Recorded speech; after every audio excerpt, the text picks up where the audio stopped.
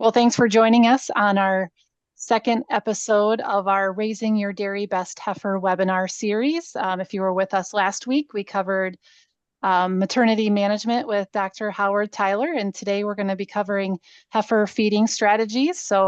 I'm one of your hosts here today, Jennifer Bentley with ISU Extension and Outreach Dairy Team, a dairy field specialist in Northeast Iowa. And I'm joined with my colleagues, Fred Hall, who's in Northwest Iowa, and Larry Tranel, who's in Northeast Southeast Iowa, and our featured presenter here today, Dr. Gail Carpenter, who's going to be talking about feeding heifer strategies. So as we go through here, feel free to put your questions into the chat, and we'll be moderating that and facilitating those questions at the end of the webinar here. It is being recorded, so we will get these uploaded to our YouTube channel and our Dairy Team Extension website as well, so you can go back and review them later on. Last week's has not been posted yet, but I will email everybody when those become available and available to you to review. So with that, I want to introduce Dr. Gail Carpenter. She is our State Dairy Extension Specialist in the Department of Animal Science at Iowa State University. And prior to obtaining her current position, she held positions as an assistant teaching professor in the department, the manager of the ISU Dairy, a dairy nutritionist at CSA Animal Nutrition in Dayton, Ohio, and an assistant professor at the University of Guelph Ridgetown campus. Gail received her BS from Michigan State University, her MS from the University of Minnesota, and her PhD from Kansas State University. In addition to her role in Extension, Gail performs research in dairy nutrition, coaches the Dairy Challenge team at ISU, and teaches ANSI 435, or Applied Dairy Farm Evaluation. Gail currently serves on the board of directors for the North American Intercollegiate Dairy Challenge, and she lives in Ames with her dog, Leonidas, and her two cats, Beaker and Pipette. So with that, Gail, I'll let you take it over. Thanks for joining us. All right. Well, welcome everybody, and I'm very excited to join you this morning, this afternoon, whatever time it is, wherever you are. This evening, maybe for some of you. I'm really excited to join you and discuss this idea of heifer nutrition. So I think a lot of times heifers get kind of overlooked once we really focus on that pre-weaning side, and we really start focusing on them again once they're starting to calve in. But a lot of times that in between, they don't necessarily get all of our love and affection the same way some of our high risk groups do. And this is true, I think, for nutrition, but it's also true for management. It's true for repro. Heifers tend to be one of those groups that when we prioritize, that we may not necessarily find them at the top of our priority list. So so I'm excited to talk to you about this today. This whole webinar series is based on some grant work that we were awarded last year now. So we've been working with dairy professionals around the state around heifer management and helping to build the best next generation for your farm, and identifying strategies for developing your herd's best replacements. So we've had a chance to talk to producers, we've had a chance to do some of these webinars, we've had a chance to do field days both in Iowa and in Kansas, and I'm excited to talk to you today about this topic. So just to give you a little bit of an idea of some of the stuff we'll be talking about today, this kind of finds we're going to have a few different parts for this talk, but we're going to start with the idea of that early pre-weaned calf, and just some reminders about building a solid foundation for these animals. And I apologize, my Zoom went a little bit crazy on me there, so my view's a little off. Oh, geez. My screens are going all over the place. Sorry about that. So I want to start with a couple reminders about early life calf nutrition and care.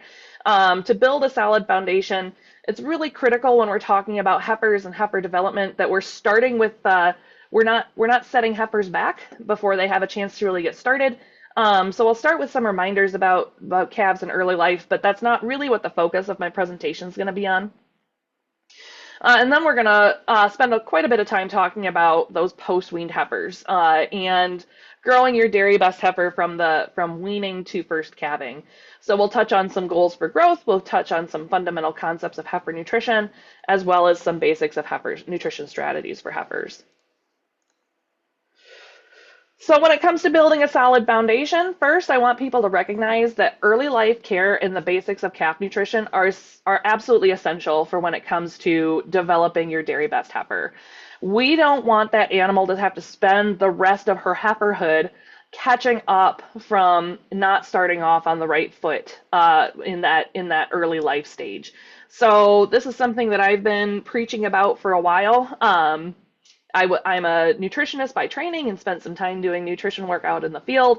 And as a nutritionist, we really have this bias where you want to focus on, you have transition cow problems, you're going to focus on pre-fresh and fresh rations and see if we can fix the ration to fix transition cow issues.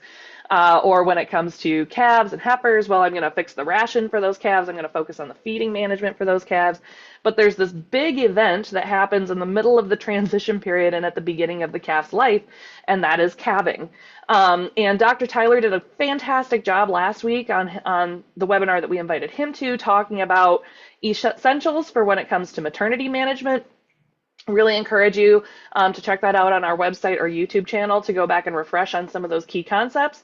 But this is something that I am more and more convinced needs just as much attention as the ration themselves. So we really want to, if you learn nothing else from these next few slides, I want you to remember that it's absolutely critical to prioritize early life care and calf nutrition basics.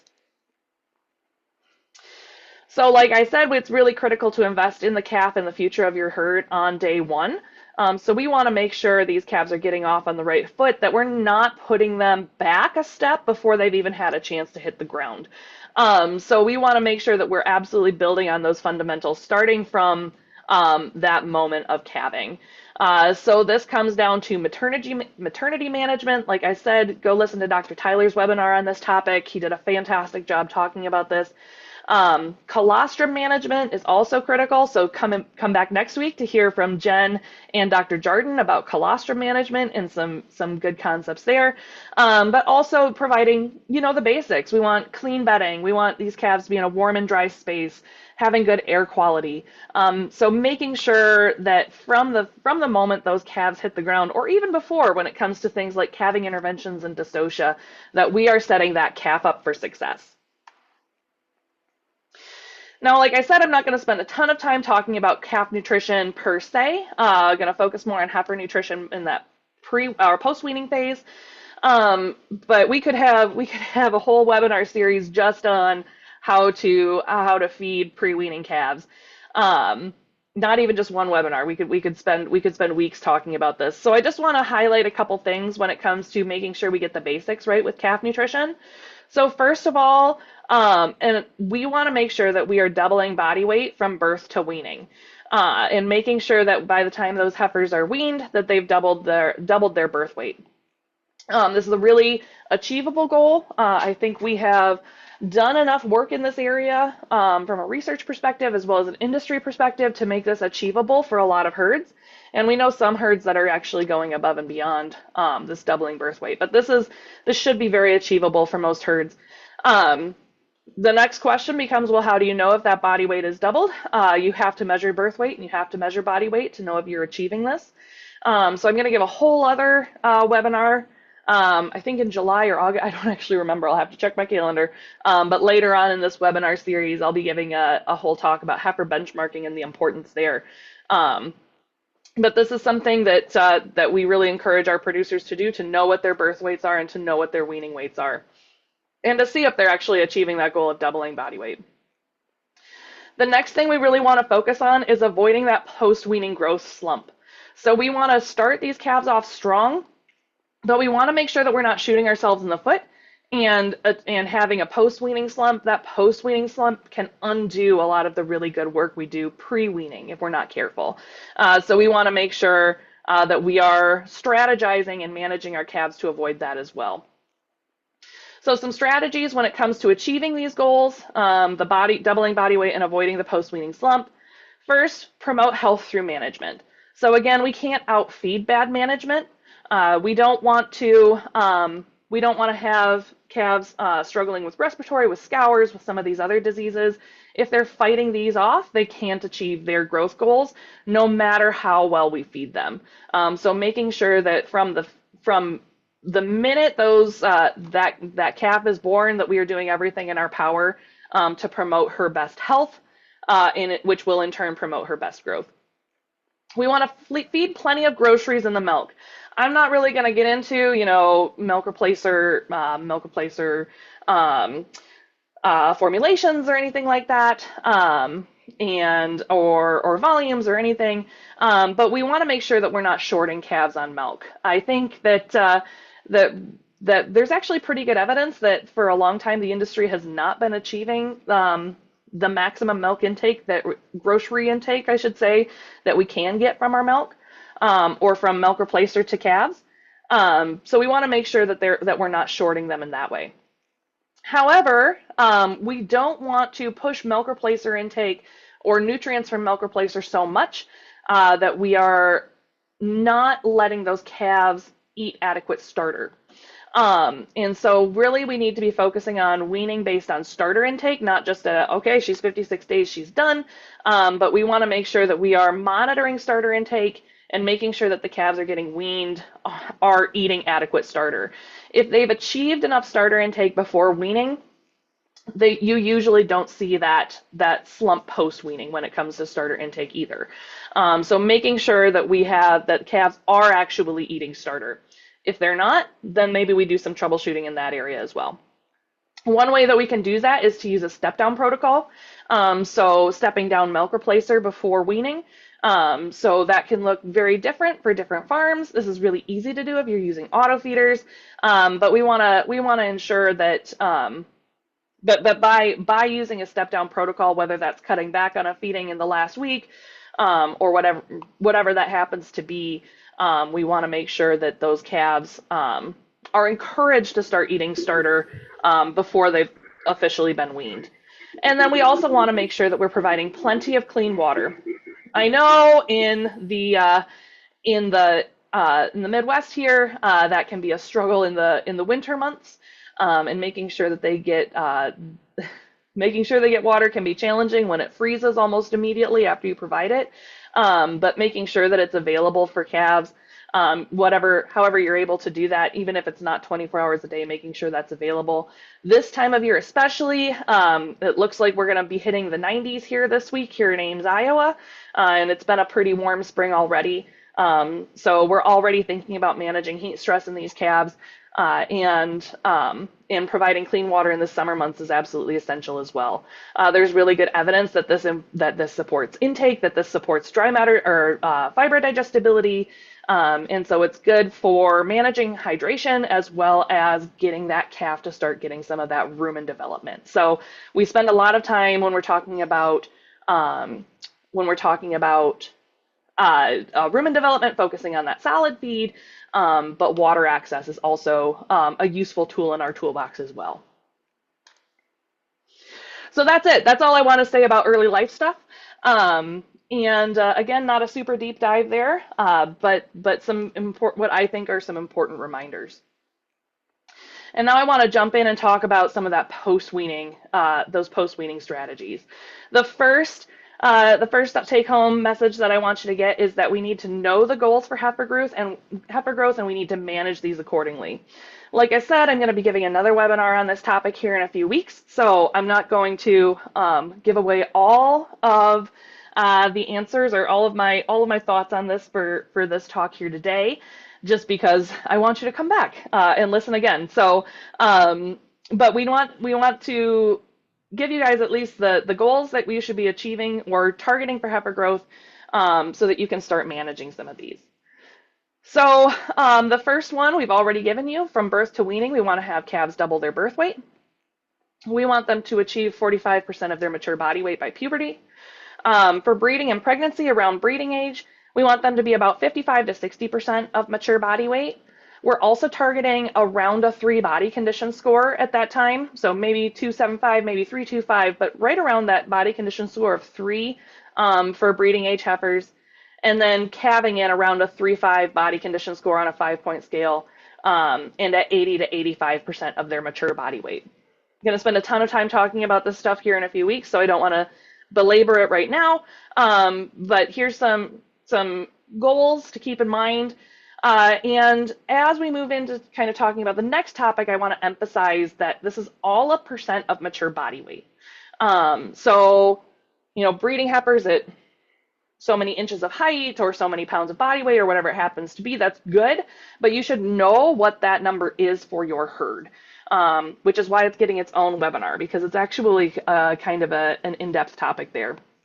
But when we're talking about mature body weight, we are talking about measuring cows in mid-lactation that are in their third or fourth parity or third or fourth lactation. And we want to focus on using healthy cows for this. Healthy cows, so not cull cows and not cows that are listed as DNB or do not breed. If you are a dairy producer, or if you are a dairy producer advisor in the state of Iowa, we have some programming around this, so we would love to actually come out to your farm and help you collect these numbers and help you determine what good practices are for your herd and if you're hitting these targets or not. So feel free, if you're one of those people here in Iowa that would like some assistance in this area or just want an extra set of hands around, feel free to reach out to us and we'd be happy to get that set up. Now I want to talk about, so for a while I've been talking about, well, it's important to do it as a percent of mature body weight. It's important to do it as a percentage of mature body weight. Because I've really been focusing in a lot of our programming, we've been focusing on the how of the benchmarks, how to measure those, how to achieve those. But I want to spend a little bit of time, since we're talking about nutrition today, I want to spend some time talking about why do I care so much about mature body weight. First of all, you need that mature body weight to know what 45% or 55% or 80% of your mature body weight is. But it actually gets a lot more, it's more nuanced than that, and it's more layered than that. So for the software, for the models that you are balancing your heifer rations with to actually work correctly, mature body weight is a really key part of that. So I want to spend a little bit of time focusing on why that is. So mature body weight, or MBW, is a critical metric for proper heifer nutrition and growth. And now I'm going to talk about why. So I have two heifers here on this slide in front of you. They are both 600-pound heifers. They are both Holsteins. They are the same weight. They're the same breed. They're about the same age. And so I'm going to have you let me know, do you think these heifers have the same requirements? So the way I want you to do that, you have reactions in Zoom. So if you don't see reactions there on your menu at the bottom of your screen or the top of your screen, however you have your Zoom view laid out, you might see under, there's 3 dots off to the side that says more. And if you click on more, you see reactions. And you have the option, if you can pull up your reactions, you have a green check mark you can click for yes, or a red X that you can click for no. So I will, and Jen's going to kind of be viewing the participant list and kind of scanning the audience a little bit. Do you think these two heifers have the same nutritional requirements? They're both 600 pounds. They're both Holsteins. They're around the same age. So Jen, do we have reactions popping up, or did I just confuse a bunch of people? I haven't seen any yet. I was going to put mine in there, but I thought I better not. I'll wait until I see some other reactions. But again, it's your reactions in the more with those 3 dots. You can just type in yes or no, right, in the chat. That's true too. Yes. Yeah. I like making things complicated. But I'm going to go ahead and see if mine goes in. Oh, you say no. I think we've got 4 no's at this point. Oh, you saw them, Fred? Okay. Yep. Here, I thought this was going to be a trick question, but apparently you guys are smarter than this. That's what I get for having so many smart people on a call here. So that is correct. These heifers do not have the same requirements. I was going to say, does it change your answer if I tell you they're different mature body weights? But it wouldn't, because you guys already know that no, these heifers do not have the same requirements. So heifer A over here, let me pull up my pointer. This first heifer, she's 600 pounds. She's a Holstein. She's about the same age as the second heifer, but her mature body weight is 1,800 pounds. The second heifer, again, very similar to heifer 1, but her mature body weight is 1,400 pounds. So she has a 400-pound difference in mature body weight. So today, we know that they are 600 pounds each. And that will have some impact on their requirements for growth. It will have impact on their dry matter intake. It will have some impact on how they perform and what they need. But it's not just what they are today, it's what they're growing towards. It's what they will end up at will have a big impact there as well. So I'm going to go ahead and talk about that, talk about why exactly that is, because I think this is a really crucial concept when it comes to understanding how to put heifer rations together and troubleshooting if heifers are not achieving what we predict based on what our models are telling us. So our key point here that I want to drive home is that body composition changes as animals approach maturity. So as heifers or humans or whatever animal we want to talk about, as we approach our mature body size, it becomes a lot easier to put on fat and a lot harder to put on protein. Some of us know this from personal experience. Not all of us do. There's some genetic correlation to that as well. But as you get closer to your end state, as you approach the size that you're going to be, the height, your bone composition, your bone structure that you're going to be at maturity, it becomes harder to put on protein and easier to put on fat. So this is, and I should also say that these next few slides are adapted from a webinar that Mike Van Amberg did in 2016 for the Nutritionist series. You can find this on the AMTS website. AMTS is one of our ration balancing softwares, and they have a phenomenal webinar series.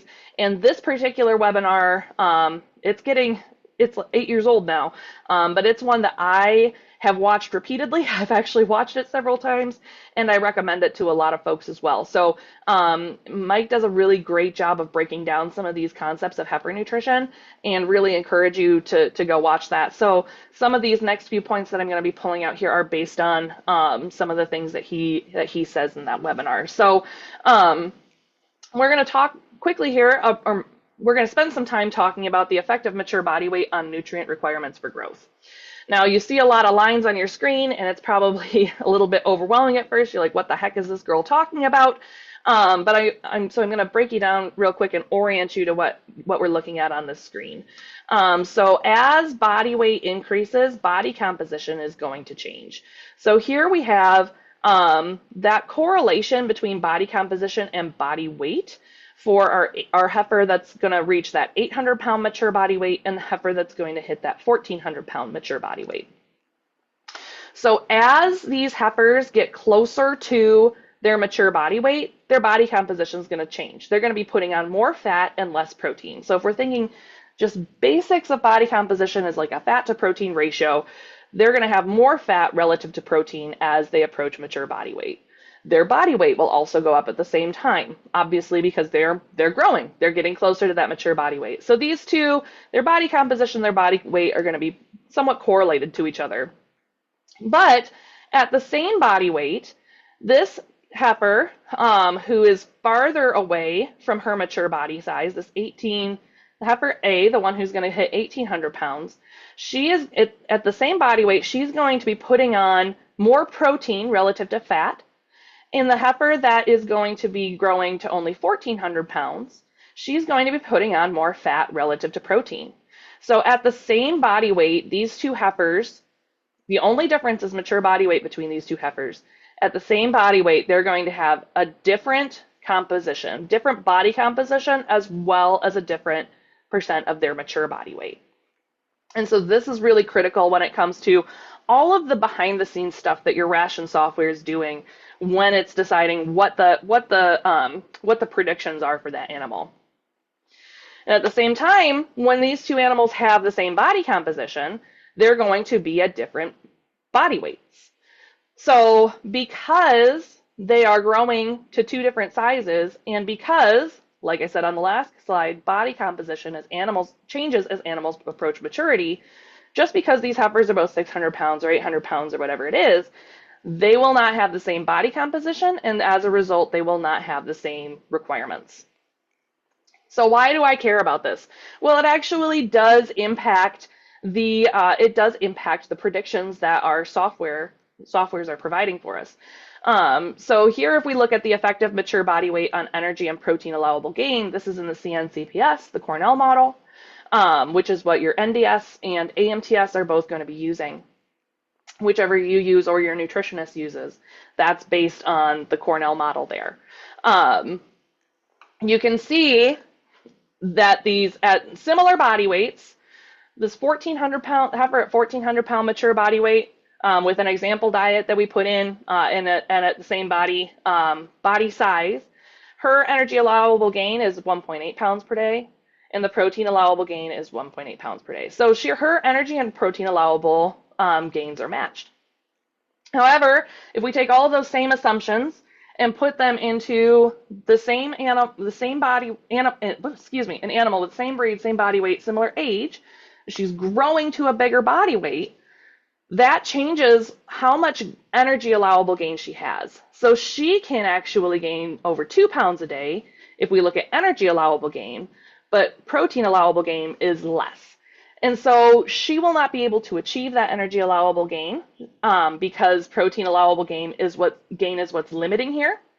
So on the same diet at the same body weight, the energy allowable gain is different at the different for these two animals with two different mature body weights because the composition of gain is different.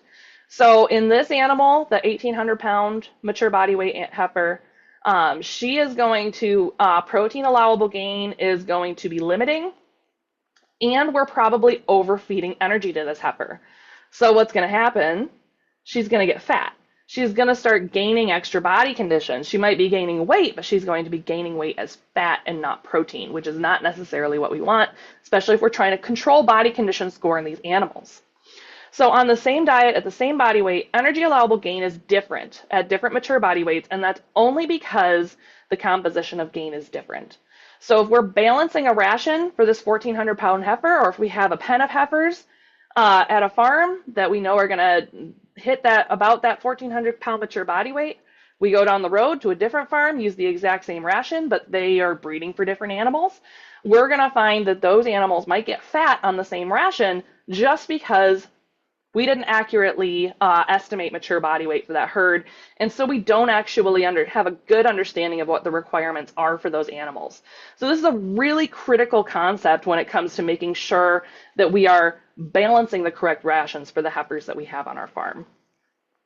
So this 1,400 pound mature body weight heifer contains more fat per unit of gain because she is closer to her mature body size.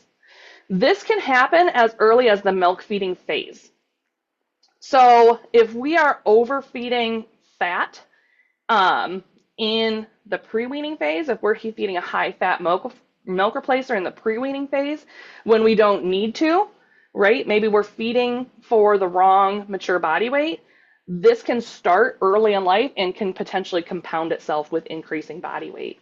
So what we want to do is we want to make sure that we have measured mature body weight, that we have a good understanding of what the mature body weight for our herd is, and it will help us make the most accurate predictions and balance the best rations for our dairy best heifer. It is a concept that gets overlooked a lot when balancing rations, and I think it's really critical. A lot of problems can boil down to just this one fact right here, and it's actually really easy to do. But we know that people are bad at doing it. I know I'm bad at guessing body weights of animals. I am just notoriously not good at being able to look at a heifer or look at a cow and guess a body weight. I'm aware of that in myself. But even people who are pretty good at it are actually probably pretty bad at it. I know at Cornell they do some of these workshops where they have nutritionists and veterinarians, people who are out in the field doing this on a regular basis. They'll have them guess a body weight and then go weigh that animal. And so they're able to kind of catch some field data. So for how good people are at guessing body weights, and it turns out most people are very bad at it. So even if you think you're good at it, it's you might not be as good at it as you think you are. And it's great to use tools and actually take that measurement. And we'll talk about the details about the best ways to do that in a future webinar. But the important thing to remember for right now is that measuring mature body weight is a really great first step when it comes to making the best nutrition programs for our heifers. So why is the model getting it wrong? Couple things to keep in mind here. If your predictions for your AMTS, NDS, whatever model you're using to balance rations, if it doesn't seem to be matching what we're seeing in real life, there's a few things we can kind of do to troubleshoot why the model might not be predicting accurately performance for our heifers. So we might have an incorrect previous or current body weight. That translates into average daily gain. So if our average daily gain is inaccurate, or if the previous or current body weights are inaccurate, current body weight is also still important. And average daily gain is still important when it comes to understanding the nutritional requirements of that heifer, not just mature body weight. We should know both. And if we get the current body weight or average daily gain wrong, that can result in some incorrect projections or predictions. As I spent some time talking about, an incorrect mature body weight is also a common issue when it comes to not having those predictions right on heifers. If actual dry matter intake does not match predicted dry matter intake, this is another big one. And this is one that's true for heifers, and it's true for lactating cows, and it's true for dry cows. The models, whether that's NASA or whether that's CNCPS, the models that predict dry matter intake are just models. They're not perfect. Cows can't read, so they don't know what they're supposed to be eating. They don't know that the ration says, oh, I'm supposed to be eating 50 pounds per day. They just know how hungry they are. And there's so many things that can impact dry matter intake. And it's really hard to account for every single one of those in a ration software, in a model. So measuring dry matter intake, actually understanding what the dry matter intake of our heifers is, this is true for lactating cows too, like I said, or dry cows, and actually knowing and measuring what that actual dry matter intake is really useful because the prediction is just a prediction and it may not be correct. And if those two don't match each other, if you're balancing for 5 more pounds of dry matter intake than that animal is actually eating, that's going to have an impact on how many groceries she's getting, and that will have an impact on how she performs. We also might not know what we're actually feeding. This is a pretty common one. So and of course we know the ingredients, right? We know the hay that we got out, the corn silage we got. We know the ingredients that we got out that we put in the mixer, but we might not have a good understanding of what the actual nutrient profile of that is, or we might not have a good understanding of the digestibility of that feed. And all of those things we got a rain, right? And so things are a bit wetter, dry matter's lower than it was. If we're not measuring the nutrients of that feed and we don't know what we're actually feeding, we might have some inputs wrong when it comes to balancing rations. We might be using wrong inputs for maintenance calculation. So again, we're getting into the heat of summer here, but in the winter time, that cold stress is actually used to predict maintenance, especially for calves and heifers. And if we don't have the maintenance calculation right, we haven't accounted for cold weather and cold stress, we might not have the correct prediction for the energy and protein requirement for maintenance. And then lastly, especially when it comes to heifers, the previous plane of nutrition can impact what she's doing today. So if we've fed, and I'm going to talk about this a little bit here in a couple slides, if we have fed a lower plane of nutrition and we've switched to a higher plane of nutrition, and now those animals are experiencing compensatory gain, they're catching up because we've switched to a higher plane of nutrition. Or if we've gone the other way, if they were in kind of that compensatory gain phase and we've switched them back to a lower energy diet, that previous plane of nutrition can impact how they perform on their current diet. And that's not really accounted for anywhere in the model either. So understanding if there has been any sort of switch in plane of nutrition, and if she's still trying to catch up to that, that's things that can kind of mess up if animals are performing higher or lower than we think they should be performing. Now I'm gonna move in here That makes a great segue to kind of start talking about the next topic. But before I do, I want to pause for a sec and see if we have any questions specific to what we just talked about with mature body weight. Because I think it's a really important concept, so I want to make sure that we have an understanding of what we're talking about here. Um, and I might have said it in kind of a confusing way, and people might be, what the heck's that lady talking about? I don't understand a word these scientists have to say. So if you have questions about that concept of mature body weight and how it impacts growth predictions, go ahead and drop that in the chat. And because I want to make sure that we kind of have our minds wrapped around that concept. So I'll give you a couple minutes. But Jen, what do you think? Did that make sense, or did I lose you? Yeah, I did write down one question that I had as we are going through this, and that'll give an opportunity for other people to put questions in the chat. But can you just explain again, how does weather, housing, ventilation affect mature body weight on the energy and protein allowable gain? Say that again. Sorry, So just how does the role of weather, housing, facilities overall, how heifers are raised affect their mature body weight in terms of energy and protein allowable gain? So their mature body weight or their energy and protein allowable gain. We're kind of talking about two different concepts right here a little bit. I guess I'm just how do they get to that mature body weight, expected mature body weight, when they are dealing with, different weather conditions or housing conditions? Gotcha.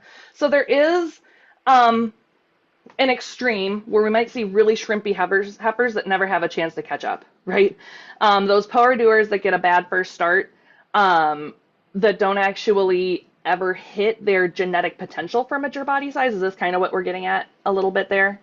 Okay, so that would be hopefully not common practice on a herd. If you are shorting heifers to the extent that they never achieve that mature, they're just shrimps their whole life and never are so malnourished in early life that they can never fully catch up.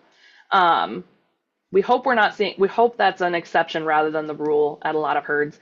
And honestly, and this kind of I see Mohammed put a comment about mature body weight being the average of the dam or the herd average. It kind of gets at that concept a little bit too. So when we're measuring mature body weight, we're measuring it in those third and fourth lactation animals. The heifers, and I'm sure you've seen them, I can think of a couple examples that I've seen recently right off the top of my head. They really struggled with respiratory or scours or some facility issue that set them back really early in life and are just kind of always that shrimpy, that poor doer. A lot of those won't make it to their third or fourth lactation. So when we're talking about that, we are in practice talking about it as a herd average. And so hopefully those third and fourth lactation cows are not so far back and they've survived to the third and fourth lactation because they're actually able to achieve that mature body size ultimately. In a perfect world, we would be able to know what that heifer's actual mature body size is before she hits it. So you're going to have average within a herd, right? You're going to have, if your herd average is 1,400 pounds mature body weight, you're going to have some at 1,200 and some at 1,600. And you don't know what that actual heifer is going to be until she's gotten there, and by then it's too late, right? So we use the herd average because dam can work. It provides us a little bit of extra precision, but ultimately you're still going to have variation even if you're using the mature body weight of her dam. So given the tools that we have now, we want to use the herd average. And maybe we'll get at some point where we have enough genomic data, we understand genomics well enough that we'll be able to actually, people smarter than me who they're really good at modeling will be able to predict what that actual heifer's mature body weight will be. We're not quite at that point yet, so we use that herd average.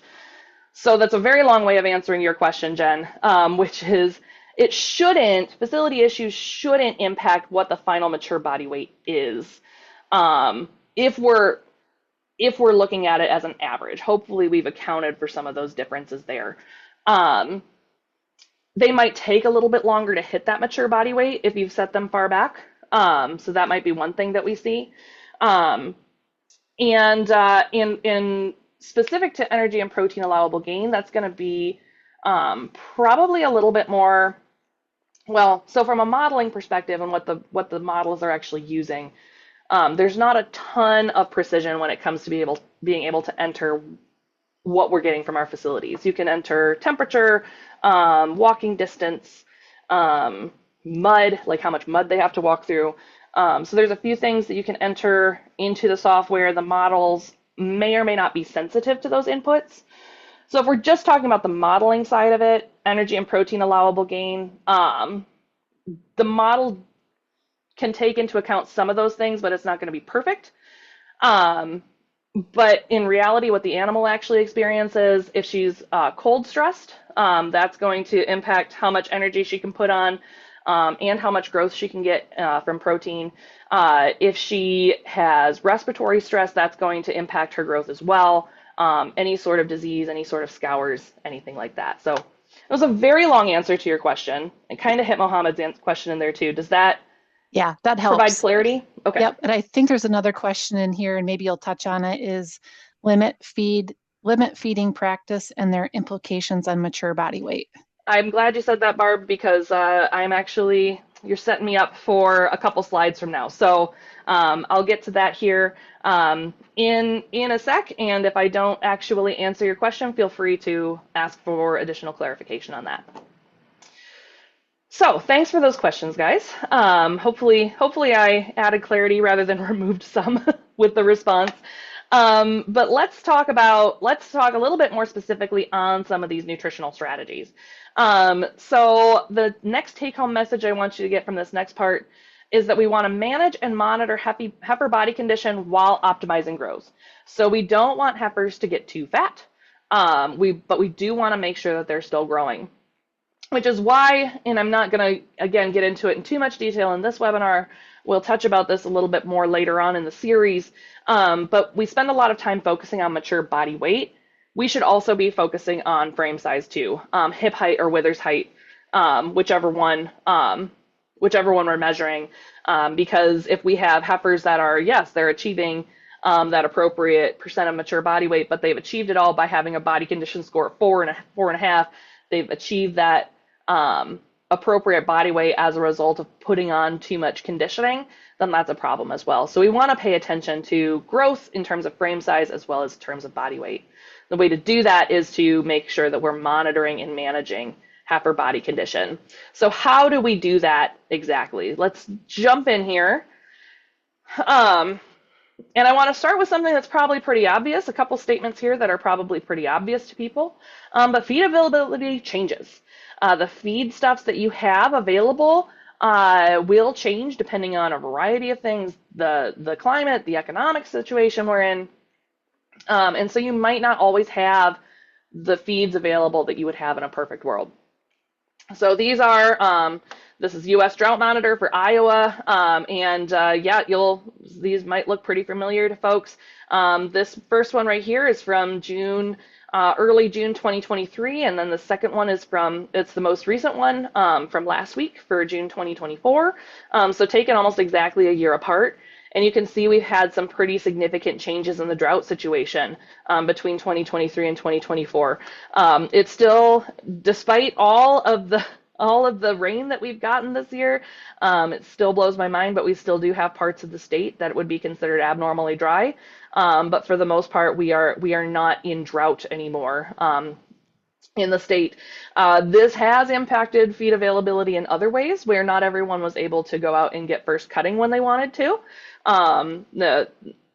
When it came, we were really excited for the rain, and then when it came time to get out in the fields, we were like, okay, well, we can have a break now. A break would be nice. So it's kind of we're always going to have those ups and downs of that. But yeah, so the forages that we could expect to get out of 2023 versus 2024, hopefully will be somewhat different this year than they were last year.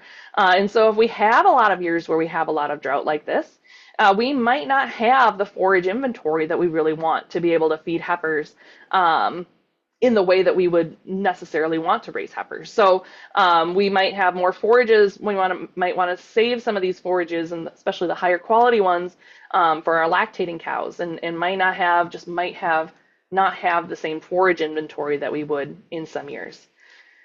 Similarly, feed price goes all over the place too.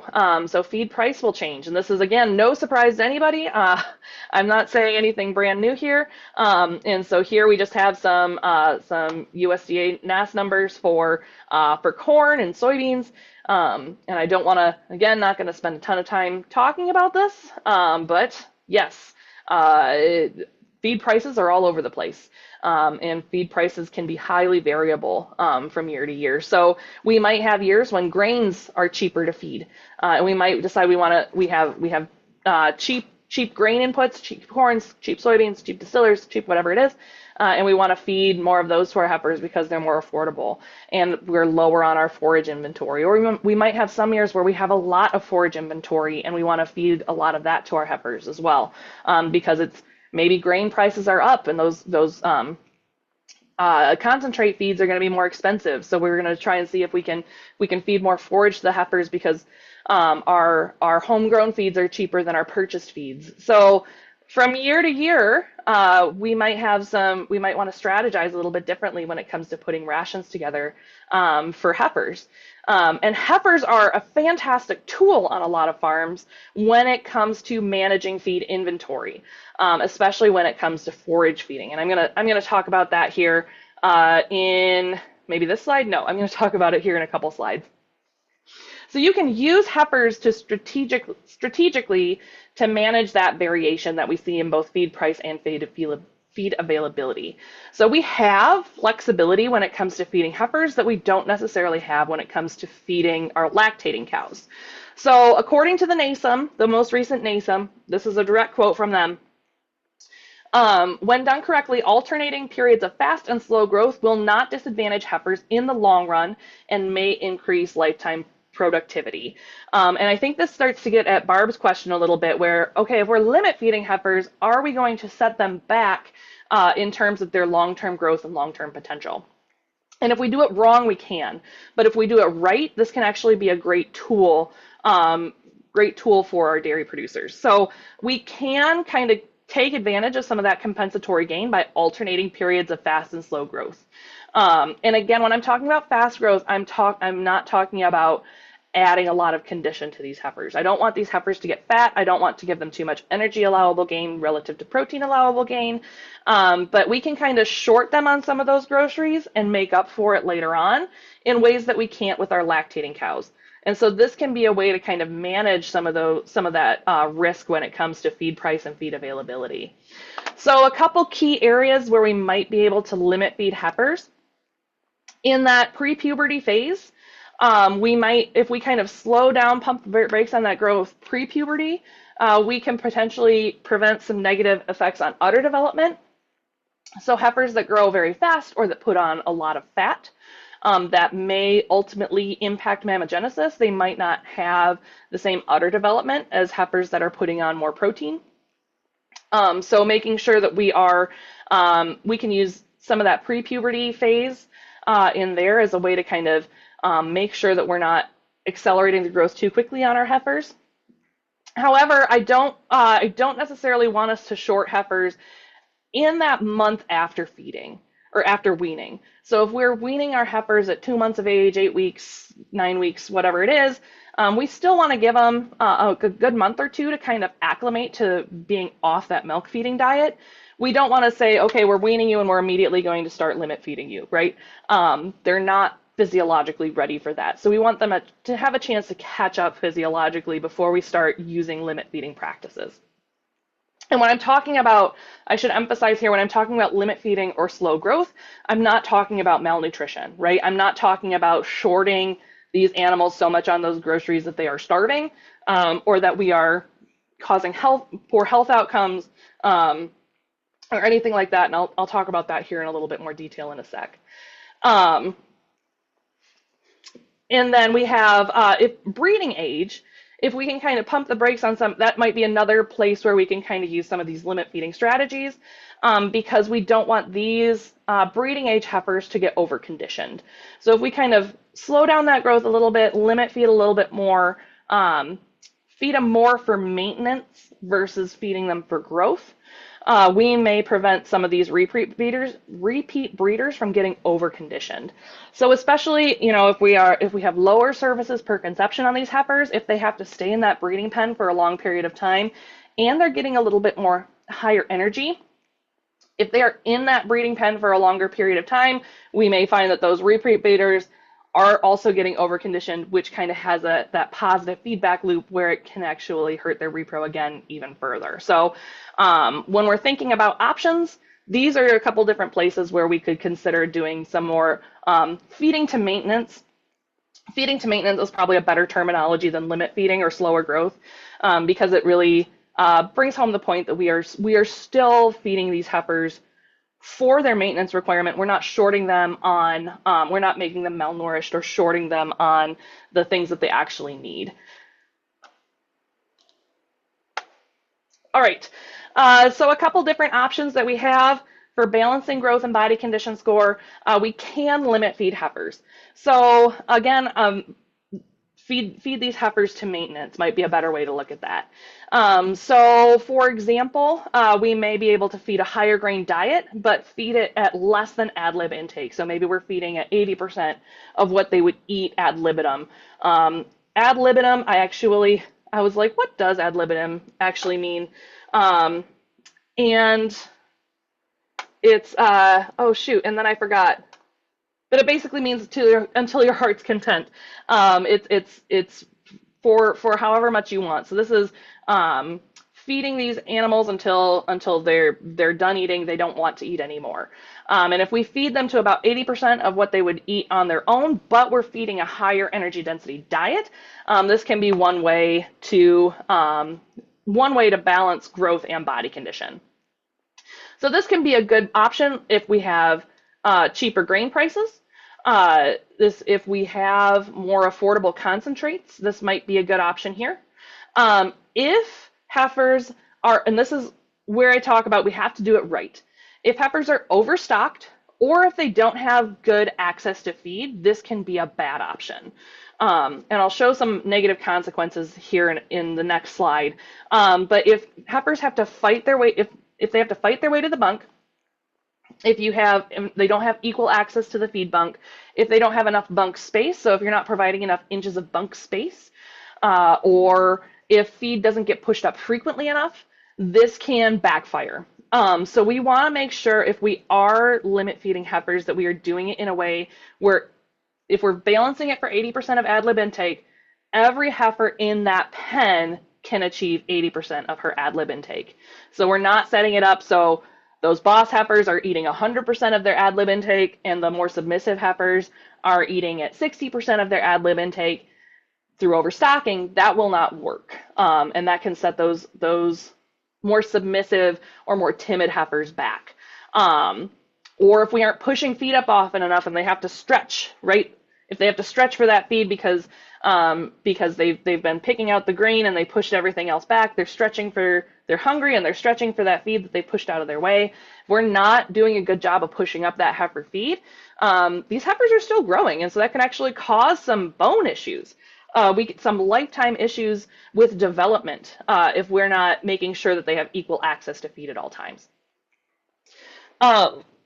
And then our other options, kind of the other side of the coin when it comes to limit feeding or feeding to maintenance, is feeding a lower energy density diet. This would be something we do traditionally with transition cows. So we're including more of those forages, more of those homegrown feeds, feed a diet that's bulkier that will fill her up. She can eat that to ad libitum intake, but it has a low enough energy intake that she can eat all she wants and she won't be gaining too much condition. If we have lower quality forages that we need to get rid of, this can be a great option here. So if we have some of that first cut, didn't turn out as well, we don't want to feed it to lactating cows, but we have this forage inventory we need to get rid of. The feeding it to heifers can be a really good option here. I emphasize here older heifers, right?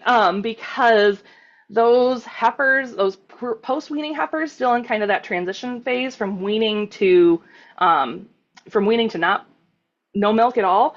Their rumens are still developing, and so if we are giving them some less digestible forages, and their rumens can't handle those less digestible forages, we might be ultimately doing more harm to rumen development than good, because they're not able to eat as much as they would be able to. So want to be careful if we're using those less digestible, lower quality forages. More of that should go to our older heifers that have the rumens to be able to digest it. This might not be a good option if forage availability is limited. So if you're in one of those years where you have to stretch forages for all of the animals in your herd, heifers might be one of the places that we're not feeding as much forage as we would like to be able to if we had unlimited inventory. So again, I want to emphasize, limit how much heifers have to stretch for feed. This is true for limit feeding. This is also true for feeding some of those lower energy density diets. If you're feeding a high forage diet, we talk about this with transition cows too, the hay particles really tend to stick together, right? And I'm sure you've seen this before on farm, it almost ropes together a little bit, right? So if we're kind of getting, and so as heifers are trying to eat, that because it's kind of stuck, the hay is kind of stuck, it'll move back as a whole unit, right? And so if you walk through a dry cow barn or a heifer barn, a lot of times you'll see like a big fluffy pile of mostly hay, and it's just out of reach of where the cows need to reach. And so regardless of your feeding strategy, we really want to limit how much heifers have to stretch for feed. This is a picture of that corkscrew claw. And so that kind of gets at what I was talking about a minute ago, where if they're having to push against a feed bunk, if they're having to push their feet down against an abrasive concrete floor, we may actually, if they're having to do this on a regular basis, we may actually cause structural damage to these cows or to these heifers. So we want to make sure, regardless of our feeding strategy, that these heifers are not having to stretch for feed. And this may be more common on limit fed rations, but it can happen in any feeding system. So heifers can be forage sinks, but we want to feed forages wisely to heifers. So if we are aiming to feed higher forage diets to our lactating cows, a lot of times that comes down to having high levels of forage inventory. And in a perfect world, all of our forage, and we'd have a lot of forage inventory, and it'd all be high quality and digestible and lactating cow worthy. But that's not how the perfect world works. A lot of times if we have high forage inventory, we have forage that we want to get rid of. So heifers can be a great sink for some of that excess forage inventory, but we need to be smart about it. So especially in that post-weaning, that transition from weaning to post-weaning, rumen size is going to be limiting for heifers there. She's still going through some of that rumen development. So we don't want to limit her intake by feeding too many low quality forages. There's a million different strategies for forage feeding for calves. And we could go through every single one, and that would probably take a lot of time. And every time I go to a farm, I find somebody's got a slightly different creative way of doing forage for heifers. So don't want to spend too much time talking about what's right or wrong about this. But what's important is that we want to make sure if we're feeding forages to heifers, it's gradually introduced, and we're doing it in a way that does not impact her dry matter intake and doesn't limit that slump, or doesn't cause that post-weaning slump. This is one that's a little bit, I don't know, there's a million different opinions on this out here too, on feeding silages. I personally am not a fan of feeding silages too close to weaning. A really common recommendation is wait 3 months after weaning. I know some people are doing it effectively, and I'm not necessarily if you found something that worked for your farm, I'm not gonna necessarily sit and argue with you until you need to do it different. But generally I recommend not feeding a lot of fermented feeds too close to weaning, because it does have the opportunity or the possibility of limiting dry matter intake. Oh, and I've been talking for a while too, but I'm getting close to the end, don't worry. So also remember that heifers have small mouths. And so having a smaller mouth means they can sort more. And that might ultimately mean that they're consuming more energy than was actually predicted. So we want to make sure that we are paying attention to sorting, paying attention to things like particle length, and accounting for some of that stuff when we are feeding heifers. Anything that we do to reduce sorting in lactating cows is just as important as heifers, maybe even more so because they can be pretty good at it. NDF limits intake. So this is data down here from Pat Hoffman up and Kester up at the University of Wisconsin. Just kind of showing, this is for Holsteins and Jerseys, but you see these heifers really just right around 1% of body weight. NDF intake right around 1% of body weight. They stop eating as much. This is something we can use to our advantage, right? When I just talked about that lower energy dense diet, using this so that heifers feel full while not eating a ton of energy, this is something we can use to our advantage. It is something that, if you're not paying attention to it, can work against you though. So if they're eating a high forage diet, but it's mostly lower NDF forages like corn silage, we might be overfeeding energy to those heifers as well. So this is something just to keep in mind, that they're going to limit their intake to right around that 1% of body weight. And you can use it to your advantage, but it can also backfire on you. Just because it's a high forage diet doesn't necessarily mean that it's going to be limiting dry matter intake. Alternative forages, I'll just put in a plug here for considering forage alternatives. So when I was at the University of Guelph, we did some research on this. So this is one of my grad students in a field of switchgrass.